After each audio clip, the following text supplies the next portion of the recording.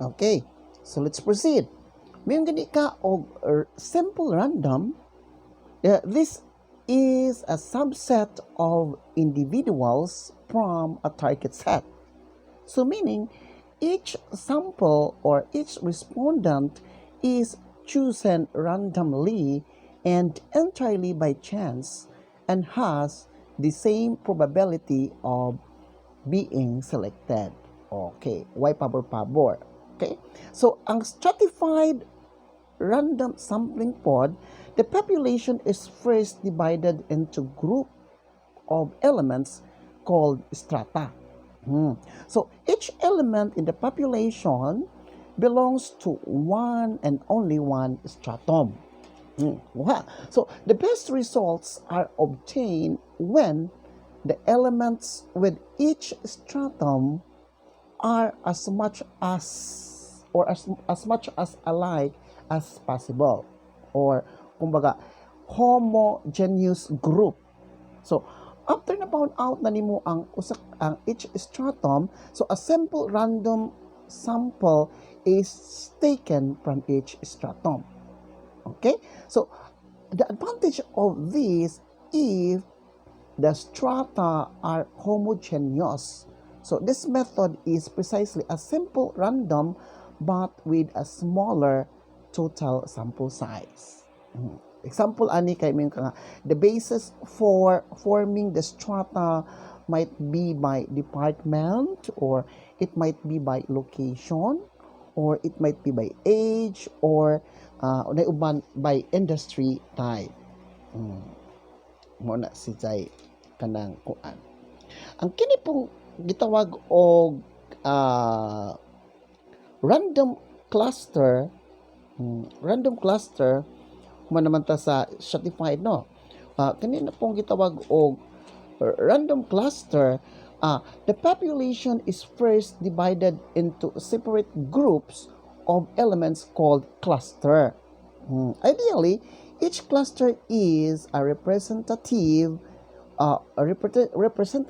small scale version of the populations. Although opposite ni siya sa usa, kay ang atong kanang kuan katong usa katong stratified kanang nindot to siya kung more on kanang homo man to. Ang kini po si cluster heterogeneous group. So a simple random sample of the cluster is then taken. So all elements with each sampled or chosen cluster form the sample. Mayroon ka nga, primary applications is area sampling where cluster are city blocks or kanang mga other well-defined areas. Mayroon ka nga, block 1, block 2, block 3. So, pili ko na ho ang tanang populations in block 1, mauto ang respondents. Or mingon ko nga, all schools in district 2 will be my respondents representing with a school head.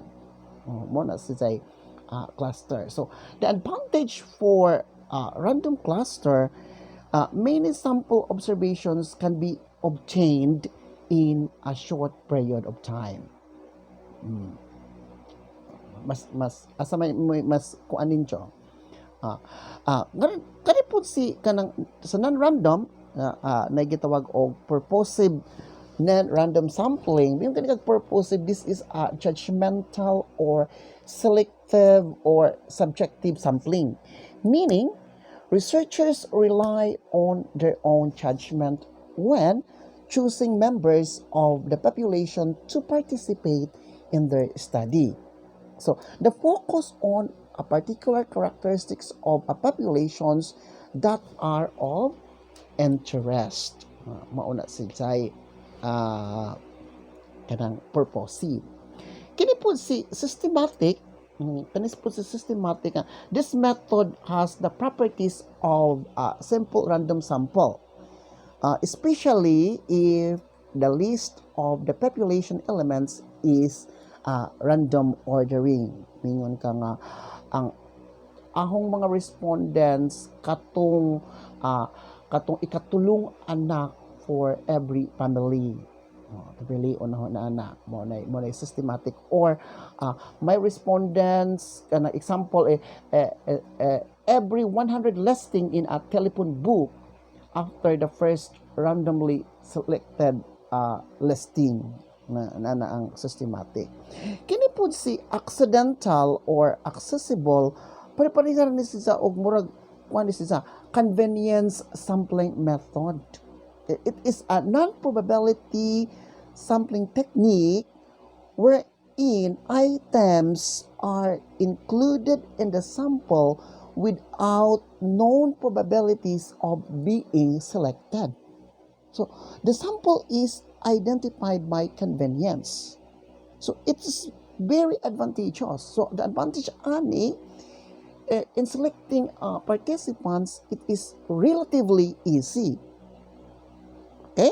So, example, ako kinta kay a professor, I am conducting research. So, I must get respondents for students who volunteers to be my sample. Murag nagpasa jud ako. So, mayon ka nga ako as a professor conducting research might use student volunteers to constitute a sample of my study. Mao na si jay accidental or accessible. Kuan ra nagpasadyon. Okay? So the suggested sample size for correlation pwede na siguro at least 50 and for the survey at least 100. Okay? So maotoy atong selecting a sample. Okay? So, let's continue. Okay. Di anata sa writing a research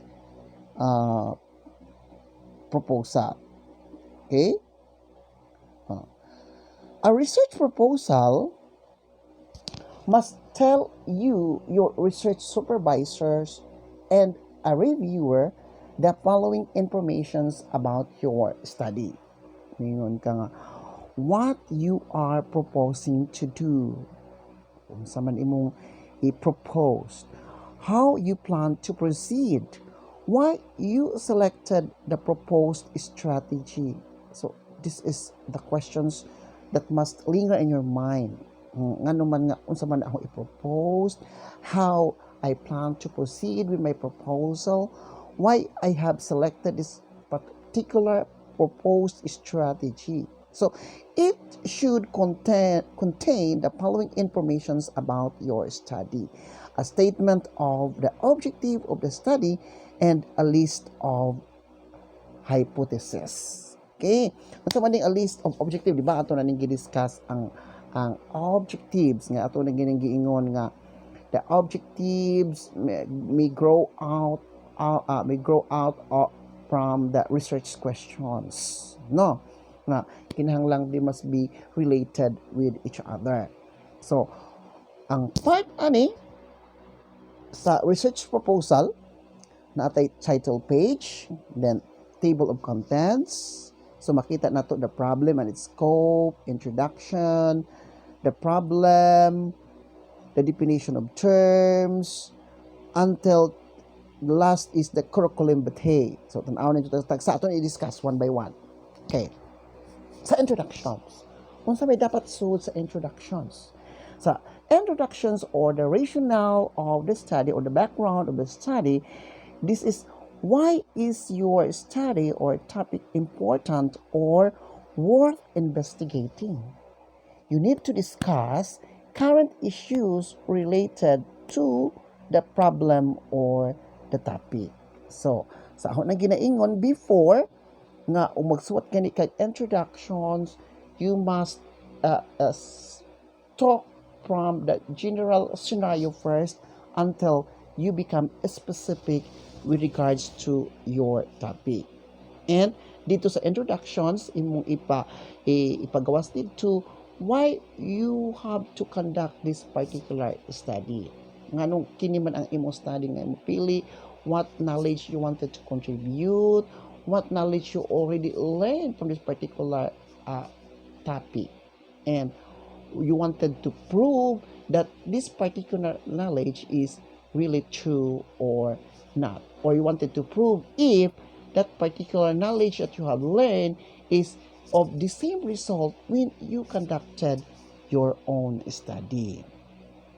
Okay? So, muna to, ang introductions, mura siya og inverted triangle from the general perspective until you become specific with regards to your study. Okay? And then, let's go to the related literature. So, related literature, you must choose the key points related to your study or your topic. You need to summarize what you read from literature, from the articles, books, report, the thesis, or dissertations. Okay? The term in the study, especially the key variables, the definitions of terms. You need to define operationally the different terms you use in your study, particularly the variables of your study. So, dili na definitions from the encyclopedia, dili na definitions from the internet. It is a definitions operationally, meaning on how you use that particular variable or how you use that particular term in your study. Okay? And the significance of the study. The significance of the study, you need to identify who will benefit or gain from the study and how they benefit from it. Diba? Nakoy gihatag ninyo nga sample katong research sa previous kuan. Ang makita ninyo dito ang significance of the study, no? I-review ra to dito. It is list na to nga pinaka general until amingon ka nga kanang ang imong significance of the study is the College of Maasin. Okay, the College in Maasin in general. Then next, the different department in the College of Maasin, and then some other institutions until such time nga maabot na ka diri sa researcher and other researcher. Okay, so i-review ra to ang akong gihatag ninyo with regards to the significance of your study. But always remember, you have to identify who will benefit or gain the most from the study and how they will benefit from your study. Okay? Then, unsa naman ni atong PowerPoint? Nga rin nata sa let me check.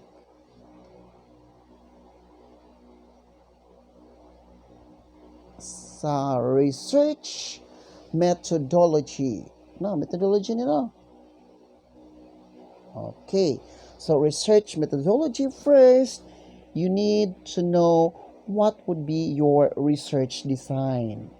Identify the research design used and describe the variables as they apply to the design. Kung quantitative ba ka or qualitative ba ka. So I advise, ang akong ganahan is quantitative study. So quantitative na lang siguro mo tanan. Okay? So the sample describe the research participants in terms of gender, age, and other demographic characteristics and how they were selected. Diba? Katong randomly or non-randomly. Okay? Okay, so your sample must have a specific criteria. Ngon ka na criteria nga ang imong respondents are those employees with 2 years and above experience in that particular company. Mingon ka nga imong respondents are all general managers of this particular establishments. Sa instrumentations, you need to identify the data collection strategy and then describe the instruments and cite as appendices or appendix. Adto na sa ibutang sa appendices ang imong uh, instrument. So tan-awag gyapon to ang ahong gihatag ninyo nga uh, research sample. And then the procedures, activities, and data collections. What would be how did you collect the data? What would be your procedures in gathering the information through interview ba or through survey or whatsoever. And then the data analysis, they will need to specify the statistical techniques for data analysis. And then specify the formula. Mingon ka nga o descriptive ba ka, mingon ka nga uban nga mga weighted mean. Pero correlational pod nga research gamitan ba nimo og Pearson R or whatsoever ba na sa inyong statistics. Okay? And the timeline, this is very important. The schedule of activities. Okay? Ang atong kasagaran nga gipanggamit is the use of Gantt charts. So, nako example nga Gantt chart ngadto sa ahong research sample nga ahong gihatag ninyo last time. So, the timeline indicate the specific activities from data collections to report presentations. Okay?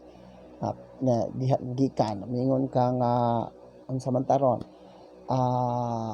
nag-start kag himo October mo ni imo activity, pagka November unsa imo activity, December until such time nga moabot ka sa research presentations unsa na sa nga buwan. Okay?